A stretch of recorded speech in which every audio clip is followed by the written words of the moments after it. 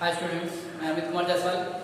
आज आप लोगों के सामने केमिस्ट्री का नया टॉपिक जिसकी बात करेंगे हम यूनिट 5। और यूनिट 5 क्योंकि हमने अभी से पहले यूनिट 1 पढ़ी है, यूनिट 2 और यूनिट 3 और 4 जो है वो आपके टॉपिक से हटा दी गई है और इसलिए इसके बारे में कोई चर्चा नहीं करेंगे। और यूनिट 5 आज हमारी है द्रव्य की अवस्थाएं। द्रव्य की अवस्थाएं मतलब matter of states of matters, और इसके बारे में हम बात करेंगे ठोस, द्रव और गैस।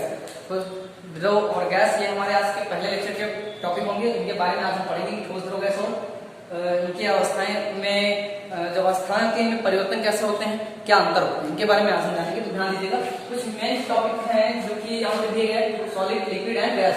सॉलिड को हम क्या कहते हैं? ठोस कहते हैं। ठोस, द्रव और गैस, तो इतना तो आपको पता ही होगा। अगर हम बात करें यहाँ पर पदार्थ की गुण बता दें आपसे कि पदार्थ के गुण क्या होते हैं, और यहाँ पर अगर हम कहें ठोस क्या है, ठोस के गुण कैसे हैं, द्रव इधर क्या है, द्रव, और गैस क्या है, तो इसके बारे में अगर हम बात करें तो तीन चीजें हम पढ़ेंगे। ठोस, द्रव, गैस है क्या, इनके बारे में पहले समझिएगा। इनके बारे में हम पहले आपको स्ट्रक्चर बता देते हैं, गुण हम बाद में पढ़ लेते हैं, पहले इनको देखते हैं क्या है। तो इनके बारे में ठोस, द्रव, गैस है क्या, इनको समझते हैं थोड़ा। तो ध्यान दीजिएगा, कोई अगर हम पदार्थ हैं, कोई भी पदार्थ जो भी हमारे आसपास जो भी पदार्थ पाए जाते हैं उनकी तीन अवस्थाएं होती हैं। वो पदार्थ जो होते हैं उन्हें द्रव्य या मैटर कहते हैं या द्रव्य कह सकते हैं। ध्यान दीजिएगा, द्रव्य और द्रव में अंतर है।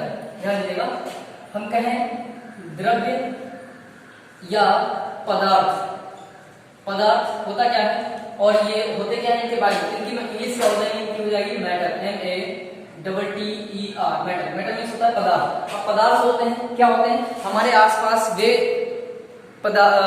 घटक जिनको हम छू सकते हैं, देख सकते हैं, महसूस कर सकते हैं, ऐसे घटकों को हम क्या कहते हैं? पदार्थ कहते हैं। यानी कोई भी विश्व का कोई भी, विश्व मींस पूरे ब्रह्मांड का या पूरे संसार का जो भी कोई वस्तु है, जो भी कोई वस्तु है उसको हम छू सकते हैं, देख सकते हैं, महसूस कर सकते हैं। अगर ऐसा कुछ है तो वो वस्तु हमारी पदार्थ कहलाएगी। जैसे हम मार्कर लिए हुए या पेन लिए हुए, चौक है या फिर डस्टर है या बुक है या पेन है, मोबाइल है, कुछ भी अगर हम देख रहे हैं तो वो हमारा एक कोई ना कोई वो पदार्थ है।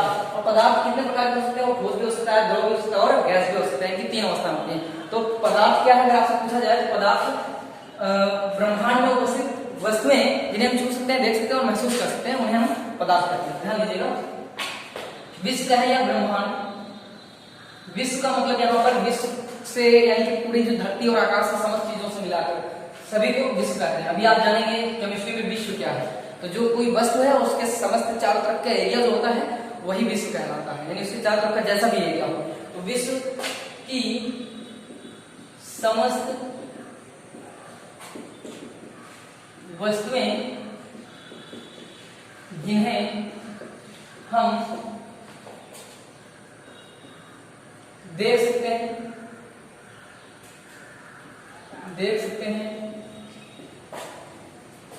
छू सकते हैं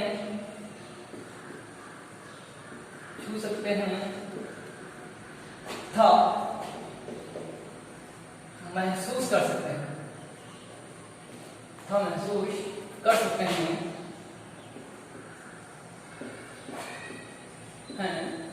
पदार्थ कहलाते हैं। पदार्थ या द्रव्य, ये ध्यान रखिएगा, पदार्थ और द्रव्य, द्रव्य और द्रव में अंतर होता है। पदार्थ और द्रव्य कहलाते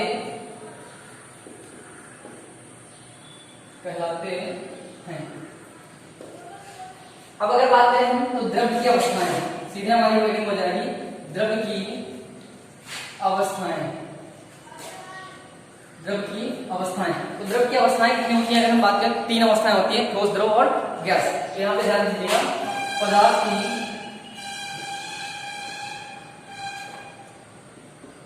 तीन अवस्थाएं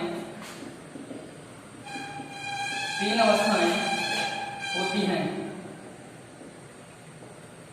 अगर बात करें पहली कौन सी है तो वो है ठोस, जिसको हम क्या कहते हैं? सॉलिड कहते हैं, सॉलिड। दूसरी हमारी हो जाएगी द्रव। देखिएगा यहाँ पे द्रव और द्रव्य। द्रव जो है वो लिक्विड होता है और जो द्रव्य होता है उसको हम मैटर कहते हैं, मैटर। ध्यान रखिएगा, तो द्रव्य को हम लिक्विड कहेंगे, LIQUID, लिक्विड। और जो हमारी तीसरी अवस्था हो जाएगी वो हो जाएगी गैस। गैस, और गैस क्या होती है?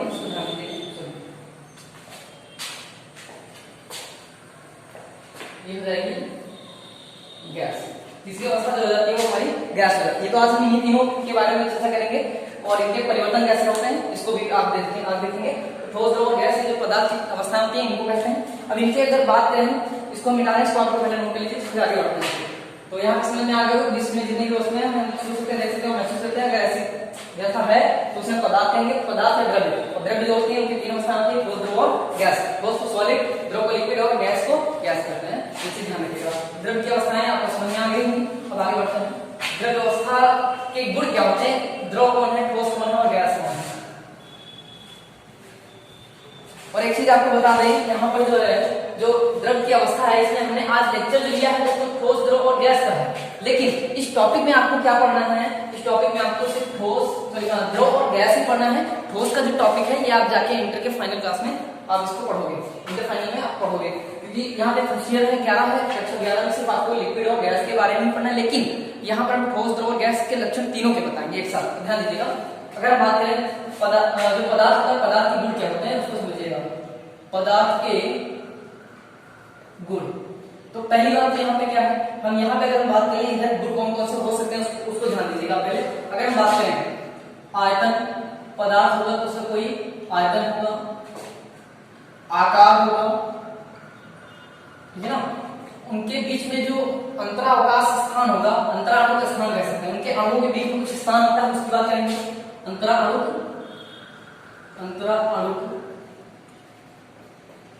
स्थान, अंतराणु का स्थान होगा।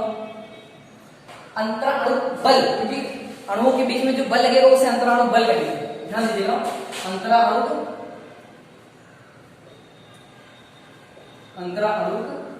बल, जो उनके बीच में लगने वाला बल होगा उसे हम अंतराणु बल कहेंगे। और संरचना की बात करेंगे तो संरचना कैसे होती है, क्योंकि संरचना हम पढ़ेंगे संरचना, और उसके बाद उनके फिर उदाहरण पढ़ेंगे। उदाहरण, ये चीज आपको इतने पॉइंट आपको पढ़ने हैं यहाँ पर। और चाहे तो ये संरचना आप पहले देख लीजिए, इसको हम अब एक एक करके इनके गुण बताएंगे। ठोस में क्या होता है, द्रव में कैसा होता है और गैस में कैसा होता है, इनके बारे में और इनके अंतर सटीक आपको यहीं पे लिखने। अगर आप अंतर करके लिखेंगे तो ज्यादा समझ में आएगा। ठोस की डेफिनेशन अगर आपसे पूछ जाएगी तो जो ठोस के बारे में बताया जाएगा वो ठोस का पूरी डेफिनेशन कर दी जाएगी। जो द्रव के बारे में बताया जाएगा वो सारी डेफिनेशन द्रव की होगी। और जो इधर गैस के कॉलम में हम लिखेंगे उसको गैस के सारी प्रॉपर्टी या डेफिनेशन कह सकते हैं। तो ध्यान दीजिएगा हमें क्या क्या पढ़ना है। पदार्थ के गुणों में अगर बात करें तो हमें आयतन पढ़ना है, ठोस का आयतन क्या होगा, द्रव का आयतन क्या होगा और गैस का आयतन क्या होगा।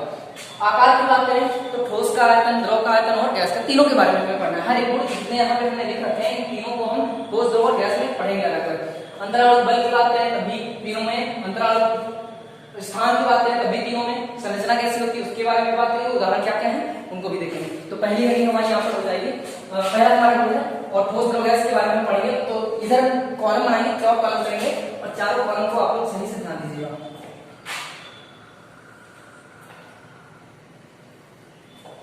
इधर हो जाएगा हमारा ठोस,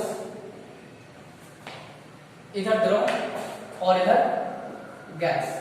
आई होप कितना आपकी समझ में आ गया होगा।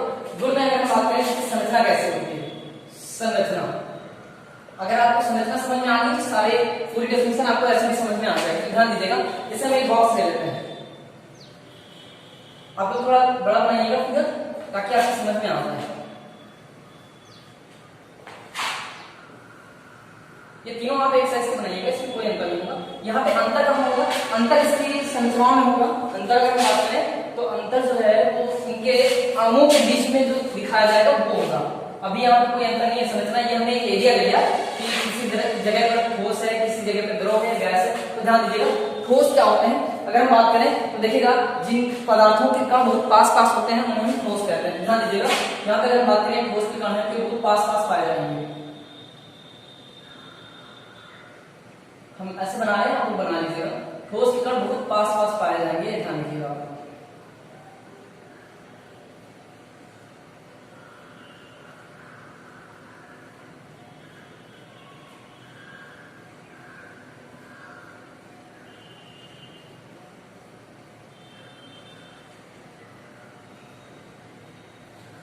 क्योंकि आपको पता है जितने भी पदार्थ होते हैं वो अणुओं, सूक्ष्म अणुओं से मिलकर बने होंगे। अब वो चाहे छोटे छोटे कण हो या जो भी पार्टिकल हैं वो सूक्ष्म कणों से ही मिलकर बने होंगे, चाहे वो ठोस हो या द्रव हो या गैस हो। अब अंतर क्या होता है उनके बारे में हम बाद में बात करेंगे। तो ये हो गया ठोस। अगर हम कहेंगे कौन सा पदार्थ है तो इसको आप कहेंगे ठोस की संरचना, यानी इसके कण बहुत पास पास पाए जाते हैं, आगे ध्यान दीजिएगा। लेकिन द्रव की बात करेंगे संरचना में इसमें क्या हो जाएगा, इनके कण थोड़ा दूर दूर होते हैं। अणुओं के जो द्रवों के जो कण होंगे वो ठोस से थोड़ा दूर होंगे, लेकिन इनसे अपेक्षाकृत पास में होंगे, ध्यान दीजिएगा।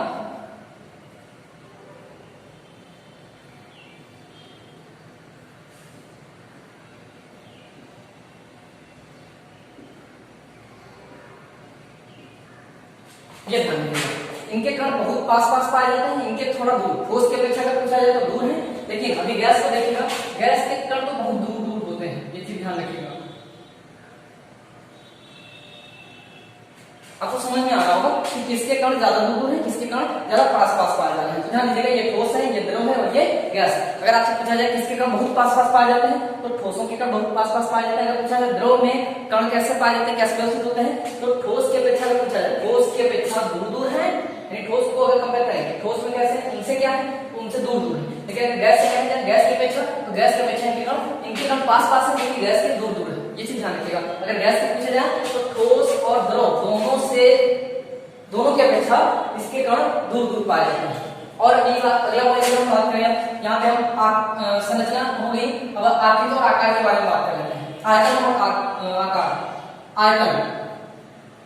आयतन क्या होता है, आयतन वैल्यू, यानी कि अगर हमने किसी जार में अंदर रख लिया है तो उसको रख देंगे। अगर एक बर्तन हमने ले लिया 1 किलो का है, जिसमें जिसका आयतन 2 किलो है या 5 किलो या 10 किलो जो भी है, अगर हमने उसमें रख दिया तो इसका जो आयतन है वो वही रहेगा या बदलेगा या कुछ भी है, या जो भी परिवर्तन आएगा, देखेंगे कैसा होता है। तो आयतन अगर हम बात करें आयतन की, तो ठोसों का जो आयतन होता है वो आयतन निश्चित होता है।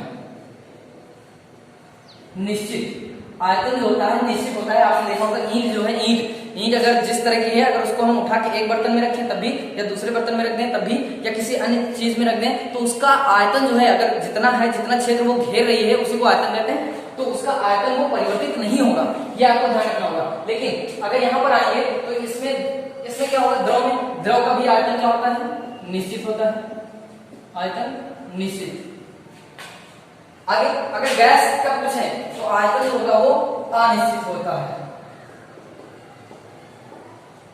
आयतन क्या है एक बार और बताएंगे, इसको ध्यान दीजिएगा। पहले अभी आयतन और आकार दोनों देख लीजिएगा।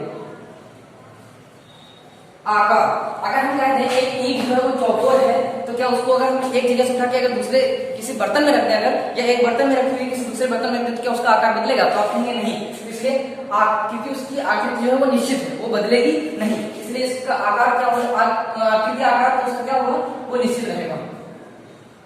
निश्चित यानी कहने का मतलब ठोस होता है, उसका आयतन और आकार दोनों क्या होते हैं, निश्चित होते हैं। लेकिन यहाँ पर देखिएगा, अगर 1 लीटर हमने दूध ले लिया या जल ले लिया, अगर हमने एक भगोने में रखा हुआ है तो उसका जो आयतन होगा भगोने के जैसा हो जाएगा। अगर हमने ग्लास में ले लिया थोड़ा सा, तो वो ग्लास के आकार का हो जाएगा। ये आप समझ पा रहे होंगे मेरी बात को, कि जो द्रव का आयतन है वो आयतन बदल जाता है। जिस बर्तन में हम रखेंगे, अगर हमने ग्लास में रख दिया तो ग्लास के आकार का ले लेगा, संरचना ले लेगा, और अगर हम किसी लोटे में ले लें या बाल्टी में ले लें तो वो उसके आकार का हो जाएगा। इसलिए इसका जो आयतन होता है वो तो निश्चित होता है। अगर 1 लीटर दिया तो 1 लीटर ही रहेगा, 2 लीटर दिया तो 2 ही लीटर रहेगा, लेकिन आयतन जो होता है वो अनिश्चित होता है। इसका तो हम बात करें द्रव का, तो द्रव का आयतन जो होता है वो अनिश्चित होता है। द्रव का आयतन अनिश्चित। अब यहाँ पे देखिएगा, यहाँ पे आयतन और आकार दोनों निश्चित है ठोस के, लेकिन द्रव में आयतन निश्चित है, आकार अनिश्चित है। दूसरा अगर हम बात करें यहाँ पर गैस में आयतन और आकृति या आकार दोनों क्या हो जाएंगे, अनिश्चित हो जाएंगे।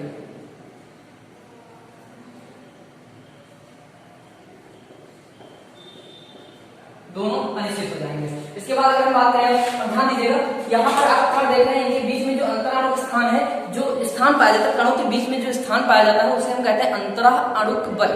अंतराणुक बल, अंतरा मतलब अंदर का, अणु मतलब अणुओं के, बल का मतलब है जो लगने वाला बल है। तो अंतराणुक बल की बात करें या अंतराणुक स्थान की बात करें, स्थान क्या है आप देख रहे हैं, ये कण है, इसके बीच, इसके चारों तरफ कुछ खाली स्थान पाया जाता है, इस स्थान को अंतराणुक स्थान कहते हैं। यानी अणुओं के जो अंदर, यानी अणुओं के आसपास जो हमारा स्थान पाया जाएगा वो अंतराणुक स्थान। और क्योंकि आपको पता है जो कण होते हैं वो एक दूसरे को आपस में खींचे रखते हैं, और खींचे रखने के कारण जो इनका बल होता है वो अंतराणुक बल कहलाता है। जो इनको एक दूसरे के कणों को एक दूसरे खींचे रखने का जो बल होता है उसको हम अंतराणु बल कहते हैं। ये ध्यान रखिएगा, जैसे ये कण है ठोस का है, तो इसके जो कण है वो एक दूसरे कणों को आपस में खींचते हैं।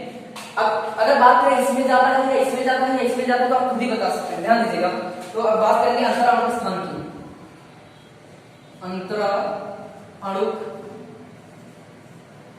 स्थान, अंतराणु का स्थान क्या है? अंतराणु यानी अणु के अंतर पर जो स्थान पाया जाएगा, यानी अणु के बीच में जो स्थान पाया जाता है, किसमें ज्यादा है किसमें कम है, आप खुद ही बता सकते हो। तो ठोसों में अंतराणु स्थान की बात करें तो जो खाली जगह यानी अणु के बीच में जो खाली जगह वो बहुत कम है। द्रव में देखें तो थोड़ी ज्यादा है, ठोस की अपेक्षा ज्यादा है, लेकिन गैस में अगर पूछें तो ठोस और द्रव दोनों की अपेक्षा ज्यादा है। और अगर हम इसको कहें कि द्रव में जो अंतराणु स्थान है वो गैस की अपेक्षा बहुत कम है, अंतराणु स्थान जो है वो कम है, इसमें ज्यादा है लेकिन इसमें कम है, क्योंकि दो को कंपेयर किया जाएगा। तो आप क्या बताएंगे अगर इन दोनों को पीछे पूछे कि इसके अंतराणु और इसके अंतराणु स्थान में क्या अंतर है, तो आप कहोगे इसमें अंतराणु स्थान जो है, स्थान मतलब खाली जगह, वो बहुत कम है क्योंकि कण बहुत पास पास है। और इसमें क्या बताओगे, तो इसमें कण दूर दूर है, इसलिए इसको हम ये कहेंगे कि इसमें अंतराणु का स्थान जो है बहुत ज्यादा पाया जाता है। लेकिन अगर इन दोनों को लेके बात करें, इसको हम छोड़ दें उसको, तो क्या बताएंगे, तो इसमें अंतराणु का स्थान कम है और इसमें ज्यादा है, अगर एक दूसरे में कंपेयर किया जाए तब। लेकिन अगर इसको इससे कंपेयर करेंगे तो इसके अपेक्षा इसमें कम है, इसमें ज्यादा है, इसके अपेक्षा अगर हम बात करें तो इसमें ज्यादा है, इसमें कम है, ये चीज ध्यान रखिएगा। तो अंतराणु स्थान की बात करेंगे तो ठोसों में सबसे अधिक अंतराणु स्थान, ठोसों में सबसे अधिक। लेकिन अगर द्रव में बात करें तो ठोस की अपेक्षा तो कम है, लेकिन द्रव की अपेक्षा अधिक है। तो यहां पे ध्यान दीजिएगा, अंतराणु स्थान ठोस की अपेक्षा, अगर ठोस से कंपेयर करें तो इसमें ज्यादा है, इसमें कम है, तो ठोस की अपेक्षा कम। परंतु द्रव की अपेक्षा अगर बात करें तो द्रव में स्थान ज्यादा है या इसमें ज्यादा है, तो कहेंगे द्रव की अपेक्षा इसमें ज्यादा है, इसमें ज्यादा है, इसमें कम है। तो परंतु द्रव की अपेक्षा, गैस की अपेक्षा ज्यादा। कौन? अंतराणु स्थान। लेकिन यहां पर अगर हम बात करें द्रव में, तो द्रव में अगर देखें तो ठोसों में भी ज्यादा है गैस से, और द्रव में भी ज्यादा है गैस से, कम है स्थान है कीजिएगा एक बार, ठोस की अपेक्षा कम, गलत हो गया, स्थान की बात है, ज्यादा हो गया, यहाँ कम हुआ। ठोस की अपेक्षा ज्यादा स्थान की बात है, तो खाली जगह ये देखिए ये ज्यादा है, इसलिए ये यहाँ पर ठोस की अपेक्षा ज्यादा, परंतु गैस की अपेक्षा अगर पूछें तो कम। लेकिन यहाँ पर अगर हम जाएंगे तो इसमें स्थान देखिए, ठोस और द्रव दोनों की अपेक्षा इसमें सबसे ज्यादा स्थान है, तो इसमें सबसे गलत हो गया, इस पॉइंट को थोड़ा ध्यान से समझिएगा।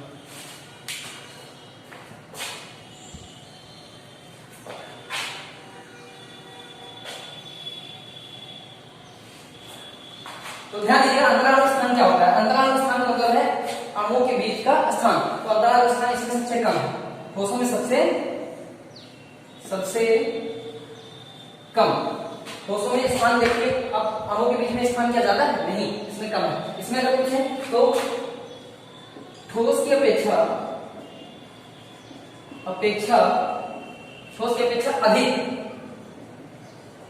अधिक स्थान है ना, तो इसमें ज्यादा स्थान खाली स्थान, तो इसलिए इसमें ठोसों की अपेक्षा अधिक है, परंतु द्रव की अपेक्षा कम। अगर इसमें बात करें तो इसमें सबसे ज्यादा खाली स्थान पाया जाता है, इसलिए अंतराणु का स्थान इसमें सबसे अधिक होगा। तो इसमें अंतराणु का स्थान सबसे अधिक होता है। आगे बात करेंगे अंतराणु बल की। जो अणुओं के बीच में लगने वाला बल है उसकी बात करेंगे हम। तो अंतराणु बल क्या हो जाएगा? अंतराणु बल। अंतराणु बल क्या है? जो अणुओं को आपस में जोड़े रखने का कार्य करता है, जो एक अणु को दूसरे अणु को एक दूसरे से बांधे रखने का कार्य करता है, उसे हम अंतराणु बल कहते हैं। तो इनमें क्योंकि पास कण है, अतः इससे पता चलता है कि इनको कोई बल है जो ज्यादा खींच रहा है, बहुत ज्यादा पास ला रहा है, इसलिए इसमें अंतराणु बल बहुत ज्यादा हो जाएगा। तो हो जाएगा सबसे अधिक, अंतराणु बल सबसे अधिक किसमें अगर हुआ तो आप बता सकते हैं सबसे अधिक ठोसों में होता है। अंतराणु बल सबसे अधिक किसमें होता है? ठोस में होता है। और अगर यहाँ पे पूछा द्रव में ठोस की अपेक्षा कम परंतु द्रव की अपेक्षा अधिक, ठोस की अपेक्षा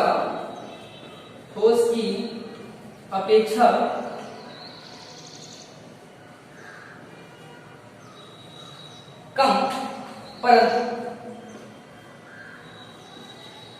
द्रव की अपेक्षा गैस की अपेक्षा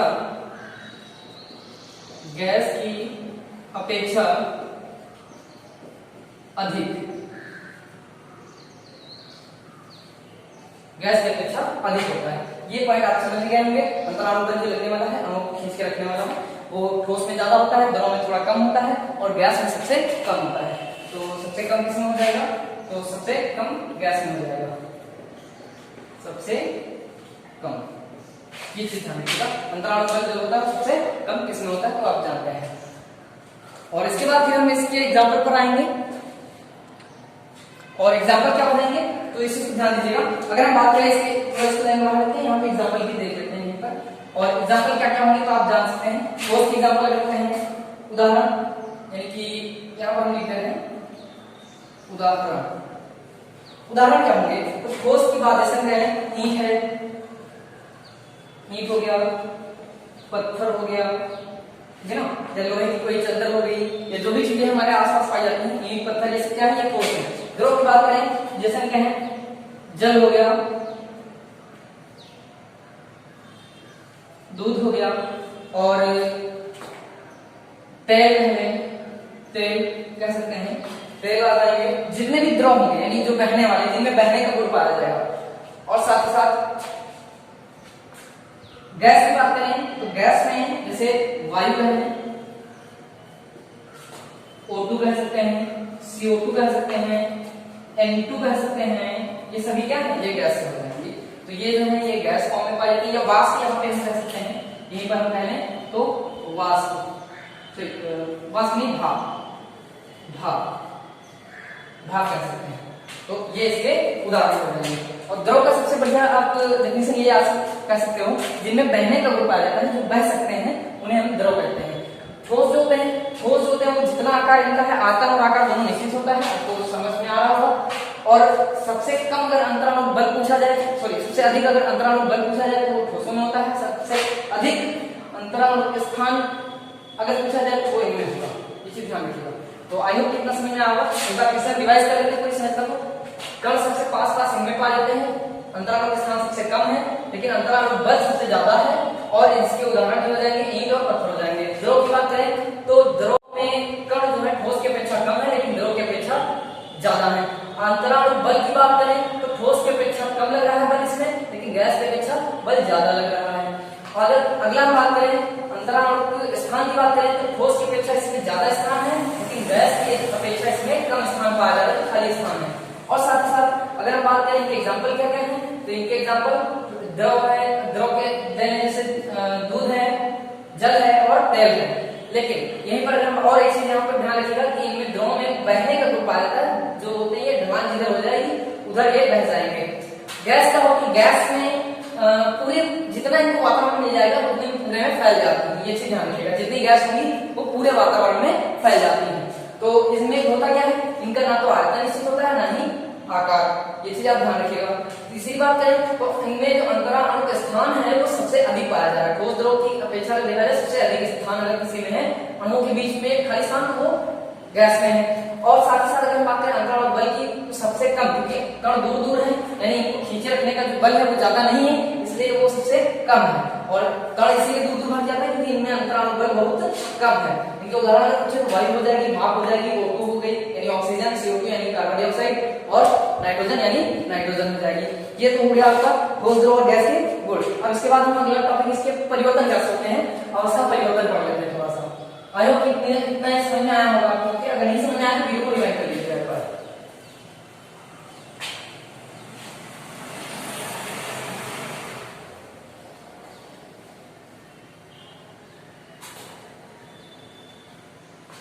अब कुछ चीजें जो आपको यहाँ पे सिखाएंगे, बाकी इसको आपको नोट करना ही पड़ना है। बस डेफिनेशन इसकी नहीं बताएंगे, डेफिनेशन आप खुद ही समझिएगा इसकी क्या है, क्योंकि ये आप जैसे कि आप पढ़ चुके हो पहले से ही, हाई स्कूल और 9th में भी पढ़ चुके हो, इसलिए यहाँ पे ध्यान दीजिएगा। हम पढ़ाएंगे जो आपको सिर्फ आपके नोट्स में नोट होना चाहिए, बस कॉपी होना चाहिए। तो ध्यान दीजिएगा, अवस्था परिवर्तन, स्टेट चेंजेस। तो कैसे होते हैं स्टेट चेंजेस? कोई वस्तु जो है वो ठोस से द्रव में जाती है, द्रव से गैस में जाती है, या गैस से द्रव में आती है और द्रव से ठोस में जाती है, या फिर सीधे हम कह सकते हैं ठोस से गैस में सीधे चली गई, या फिर गैस से सीधे ठोस में आ गई। तो ये कैसे होता है? ध्यान दीजिएगा, 3 अवस्थाएं होती है, आपको पता है। पहली हो जाती है हमारी ठोस, इसको अच्छे से समझिएगा, इस आकृति को, ठोस, उसके बाद फिर द्रव हो जाएगा। आगे हमें थोड़ी जगह और ज्यादा लगेगी, ध्यान दीजिएगा, थोड़ी जगह हम ज्यादा ले रहे हैं ताकि अच्छे समझा पाए। ठोस, द्रव, पहले इसको देख लीजिएगा, बाद में बना लीजिएगा। और ये गैस, ठोस, द्रव और गैस। अब ये दोनों एक दूसरे में कैसे बदलते हैं? तीनों एक दूसरे में कैसे बदलते हैं? ध्यान दीजिएगा, ठोस जो होती है वो कभी कभी द्रव में बदल जाती है, द्रव कभी कभी ठोस हो जाता है। आपने देखा द्रव जो है कभी कभी गैस बदल जाता है, और गैस कभी कभी द्रव में बदल जाती है। तो इसको कैसे हम देखेंगे, कैसे इस तरह से बढ़ते हैं? तो ध्यान दीजिएगा, जब कोई ठोस अगर गर्म किया जाएगा, यानी इसका ताप बढ़ाया जाएगा, ताप बढ़ाएंगे तो हमारी क्रिया किधर की हो जाएगी?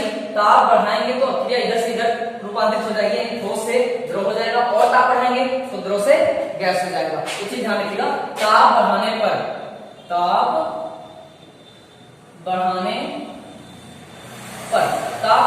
ठोस अवस्था है तो गैस में बदल जाएगी, और गैस का और ताप बढ़ा देंगे तो ये गैस में बदल जाएगा। लेकिन अगर इधर जो हम चल रहे हैं, इधर देखिएगा, अगर हम इधर आ रहे हैं, ताप घटा दें, यानी गैस से हमें द्रव बनाना है, तो हम क्या करेंगे?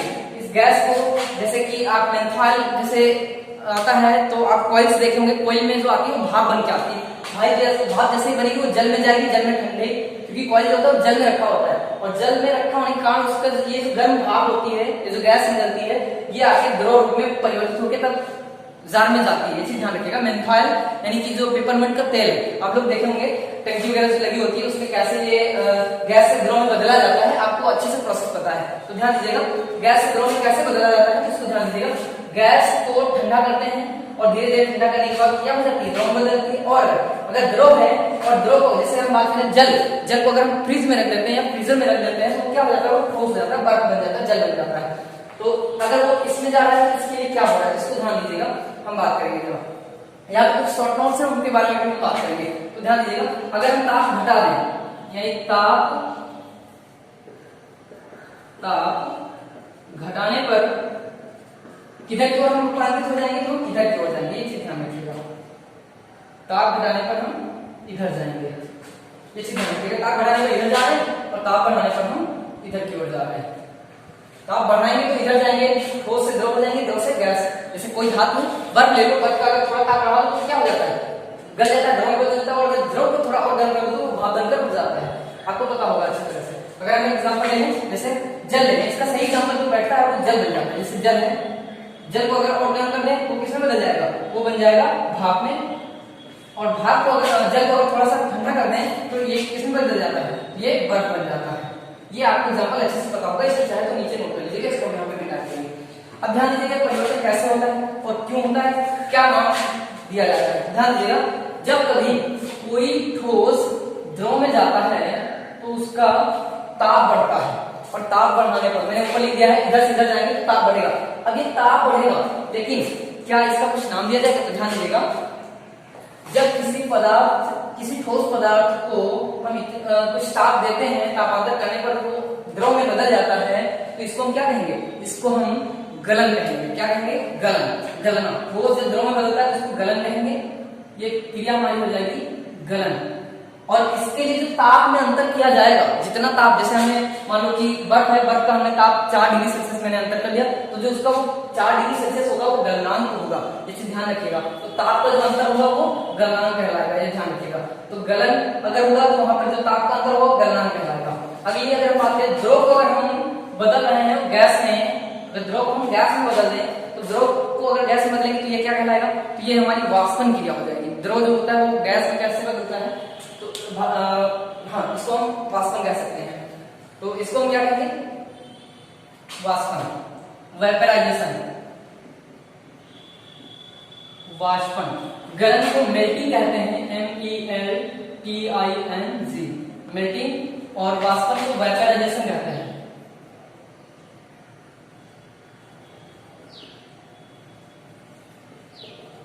वेपराइजेशन, ये चीज ध्यान रखिएगा। तो आई होप इतना समझ में आया होगा, लेकिन एक प्रोसेस यहाँ पर और बड़ी है, और इसको हम बाद में बताएंगे। अगर कोई वस्तु सीधे यहाँ से ठोस से जाकर द्रव में बदल जाए तो उसको ऊर्ध्वपातन कहते हैं। आगे देखिएगा, बात में आते हैं। अगर कोई वस्तु गैस से अब द्रव में आ रही है, गैस से वो द्रव में आ रही है, तो उसको हम द्रवण कहते हैं। उसको हम इस क्रिया को द्रवण कहेंगे, द्रवण। और अगर यहीं पर कोई वस्तु द्रव से अगर ठोस में आ रही है तो इसको हम हिमीकरण कहते हैं या हिमन कहते हैं, जमना, हिमन या जमना, फ्रीजिंग कहते हैं इंग्लिश में।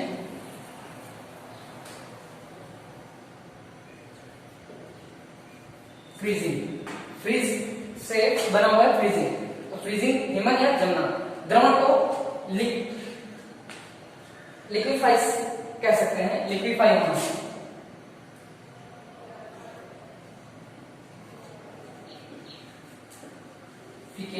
लिक्विफिकेशन, जहां पे ये हो जाएगा लिक्विफिकेशन। ये चीज आपको समझ में आ गई होगी। अब ध्यान दीजिएगा, अगर कोई वस्तु ठोस से द्रव में बदल रही है तो वो गलेगी, गलना मेल्टिंग कहलाता है। अगर कोई वस्तु द्रव से गैस में जा रही है तो वो वाष्पित हो जाएगी, यानी वाष्प को क्या कहेंगे, वेपराइजेशन कहेंगे। और अगर कोई वस्तु ठोस से गैस से द्रव में जा रही है तो उसको हम द्रवण कहेंगे, लिक्विफिकेशन कहेंगे, लिक्विड में बदलना, द्रवण। और अगर कोई वस्तु द्रव से गैस में बदल रही है, ठोस में बदल रही है, तो उसको हम हिमन या जमना या फिर इसको हम फ्रीजिंग करते हैं। आई होप इतनी बात समझ में आई होगी। अब यहाँ पे एक पॉइंट एक अहम है, उसको ध्यान दीजिएगा। अगर कोई वस्तु ठोस से सीधे जाके गैस में बदल जाए, अगर कोई वस्तु सीधे ठोस से जाके गैस में बदल जाए, इसको आप लोग ऊपर से बनाइएगा। हम अगर मिटाएंगे यहाँ पे तो मिटाना हमें पड़ जाएगा, इसलिए हम यहाँ पर लिख रहे हैं। तो इसको हम ऊर्ध्वपातन कहते हैं, ऊर्ध्वपातन कहते हैं। सब्लिमेशन, इंग्लिश में कहें तो सब्लिमेशन कहते हैं। और इसका सबसे बढ़िया एग्जांपल अगर हम बात करें तो नौशादर और कपूर आपने देखा होगा, रखे रखे उड़ जाता है, कपूर, कैंफर। तो नौशादर NH4Cl और कैंफर जो होता है वो C4H10O। तो इसी से ध्यान रखिएगा ठोस, द्रव और गैस के बारे में। अब अगली बात, अगर कोई वस्तु द्रव से सीधे आ जाए ठोस में तो इसको हम क्या कहते हैं, इसको आश्वन कहते हैं, आश्वन कहते हैं। क्या कहते हैं, आश्वन, या इसी को हम कह लें डिस्टिलेशन, DISTILATION,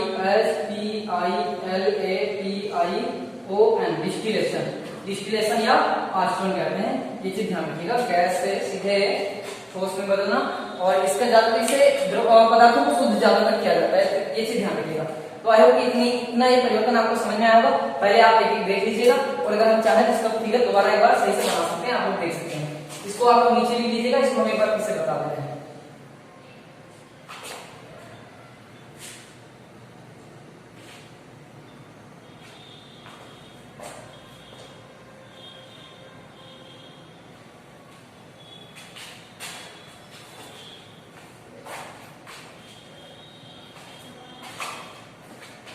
तो इसी को ध्यान दीजिएगा, बाकी ये मेल्टिंग हो जाएगा।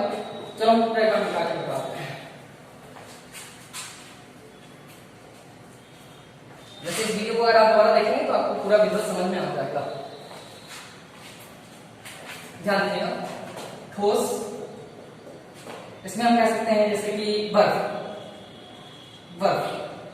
अगर इसको हमें बदलना है द्रव में,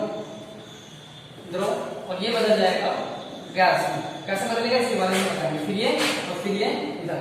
अब ध्यान दीजिएगा, एक तो ये इस तरह से यहाँ जाएगा और दूसरा ये इधर से यहाँ जाएगा, इस चीज को आप ध्यान रखिएगा अच्छे से। और एक प्रोसेस है ये यहाँ से सीधे इधर जाएगा, दूसरी क्या है, ये सीधे इधर से इधर आएगा, और अगला वाला जो इधर हो जाएगा वो इधर से इधर आएगा। द्रव में अगर हम बात करें तो जल हो जाएगा, एग्जाम्पल में जल, और यहाँ पर हो जाएगा भाप। भाप एग्जाम्पल में हमने ले लिया है, हमने एग्जाम्पल मान लिया है। अब ध्यान दीजिएगा ये जो सीधे इधर से यहाँ आएगा तो इसको हम ये क्या है इसको ध्यान दीजिएगा, ये हमारी क्रिया जो हो जाएगी वो गलन, और ये हमारी हो जाएगी गलन के बाद हम इसको हम कहेंगे वाष्पन, ये वाष्पन हो जाएगी। और वाष्पन के बाद फिर हमारी ये वाली द्रवण हो जाएगी, द्रवण क्रिया, और फिर ये वाली क्रिया हमारी कौन सी हो जाएगी, ये हीमन हो जाएगी, हीमन, या इसी को हम जमना कह सकते हैं, जमना। गलन को मेल्टिंग और वाष्पन को वेपराइजेशन, द्रवण को लिक्विफिकेशन और हीमन को फ्रीजिंग, और ऊपर जो हो जाएगा इसको ऊर्ध्वपातन कहेंगे, ऊर्ध्वपातन या सब्लिमेशन। और यहाँ पे जो हो जाएगा वो आश्वन हो जाएगा, आश्वन, जिसको हम डिस्टिलेशन कहते हैं, ये चीज ध्यान रखिएगा। और ये कब होगा, जब इधर से इधर जाएंगे तो ताप बढ़ाएंगे, इधर से इधर जब आएंगे तो ताप घटाएंगे।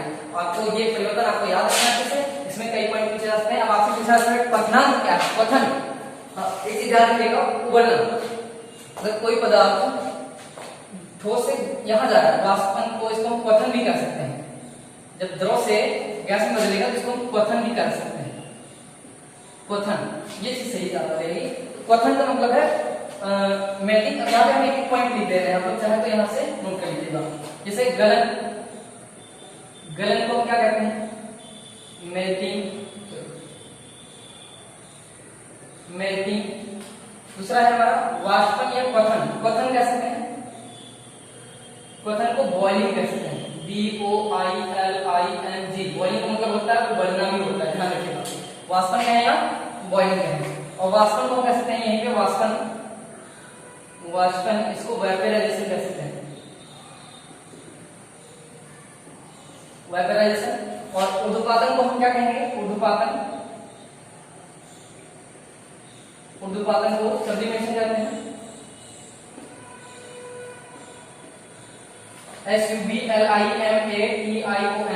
अगला हमारा हो जाएगा ये द्रवण, द्रवण को लिक्विफिकेशन कहते हैं, द्रवण, LIQUIFICATION, लिक्विफिकेशन।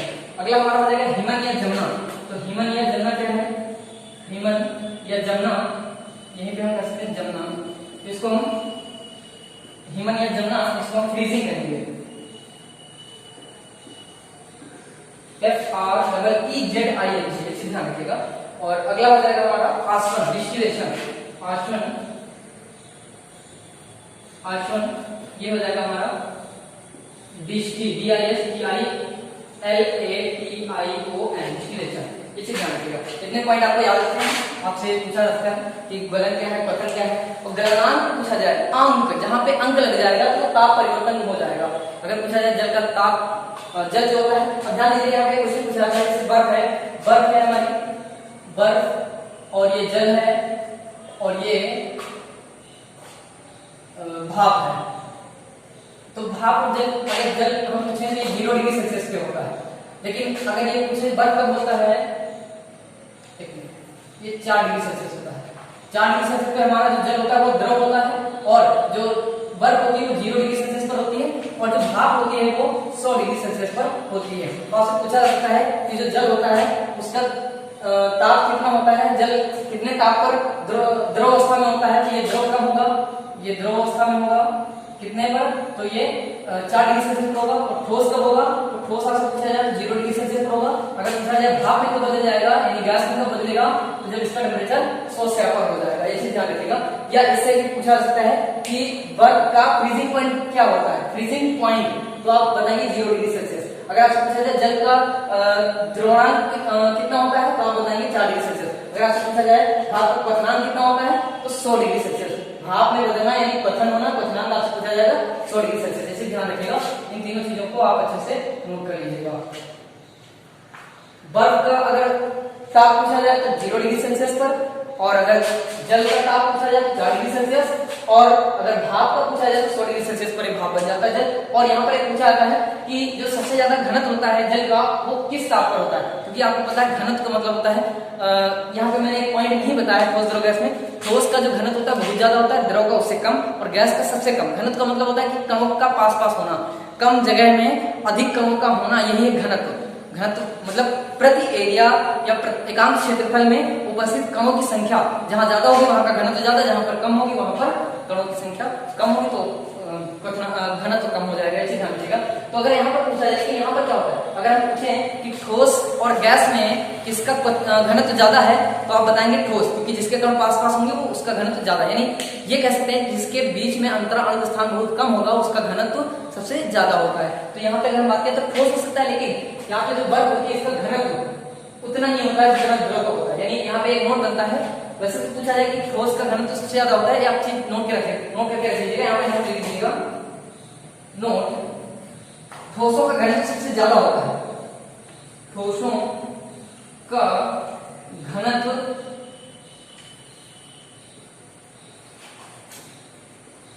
सबसे अधिक होता है और कम किसका होगा, तो गैसों का सबसे कम होगा, ठोसों का घनत्व सबसे अधिक होता है। परंतु बर्फ को छोड़, परंतु बर्फ जो होती है, ये बर्फ जो होती है बर्फ नहीं होती है, इसका घनत्व सबसे ज्यादा नहीं होता है। यानी आपसे सीधे पूछा जाएगा कि जल और बर्फ और भाप इन तीनों में सबसे ज्यादा घनत्व किसका होगा, तो आप बताएंगे द्रव का, ये चीज ध्यान रखिएगा। यानी जो जल का घनत्व, और ये पॉइंट नंबर 1 हो जाएगा, और पॉइंट नंबर 2 है जल का घनत्व सबसे अधिक होता है।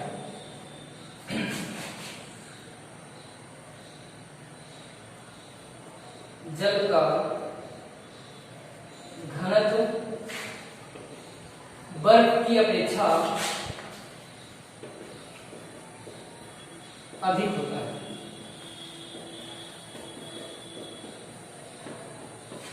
ये हो जाएगा आपका पॉइंट नंबर 2, नोट में डाल दीजिएगा इसको, ये इंपॉर्टेंट है। ठोसों का घनत्व सबसे अधिक होता है, तो उस तरह तो यहाँ पे बर्फ का घनत्व होना चाहिए अधिक, लेकिन यहाँ पर जल का घनत्व सबसे अधिक होता है, ये चीज ध्यान रखिएगा। तो आई होप कि इतनी वीडियो आपके समझ में आई होगी, और वीडियो को देखते रहिएगा और शेयर करते रहिएगा। और आज के लिए इतनी ही वीडियो, ठोस द्रव और गैस, इसके बारे में कुछ नियम इसके पढ़ने हैं, और आज आपको पता है कि आपको 5 मिनट चालू कर दी गई है, और इसका लेक्चर नंबर 1 सॉलिड, लिक्विड और गैस। तो आई होप वीडियो को देखते रहेंगे तो समझ में ज्यादा आएगी। Good bye, thank you.